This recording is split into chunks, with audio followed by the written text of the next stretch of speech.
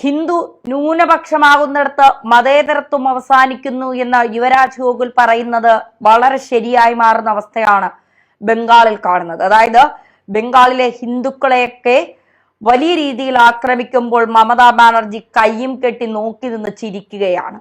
എന്നിട്ട് പറയുകയാണ്, ആര് കലാപം നടത്തിയാലും അവർക്കെതിരെ നടപടി സ്വീകരിക്കും, സമാധാനപരമായി കലാപത്തെ മുന്നോട്ട് കൊണ്ടുപോകണം എന്നുള്ളത്, പ്രശ്നങ്ങൾ പരിഹരിക്കാം എന്നുള്ളത്. എന്ത് പ്രശ്നമാണ് പരിഹരിക്കേണ്ടത്? പ്രശ്നങ്ങൾ പരിഹരിച്ചതിന്റെ പേരിലാണ് ബംഗാളിലെ മുർഷിദാബാദിൽ ഇത്തരം കലാപങ്ങൾ അഴിഞ്ഞാടുന്നത് എന്നുള്ളതാണ്. വഖഫ് ഭേദഗതി ബിൽ കേന്ദ്രം കൊണ്ടുവന്നു, രാഷ്ട്രപതി ഒപ്പിട്ടത് നിയമമാക്കി. ഒരുപാട് പേരുടെ സ്വത്തുക്കൾ തിരിച്ചു കിട്ടിയ ഒരു ബില്ലിനെതിരെ കലാപം നടക്കുകയാണ് ബംഗാളിൽ. എങ്ങനെയാണ് ഈ കലാപം നടക്കുന്നത്? ആരാണ് ഇതിന്റെ പിന്നിൽ? കഴിഞ്ഞ കുറച്ച് ദിവസങ്ങളായുള്ള ചോദ്യമാണ്. ഇപ്പോൾ അതിനുള്ള ഉത്തരം കിട്ടി. SDPIക്ക് ഈ കലാപത്തിൽ പ്രധാന പങ്കുണ്ട് എന്നാണ് പ്രമുഖ മാധ്യമങ്ങൾ റിപ്പോർട്ട് ചെയ്യുന്നത്.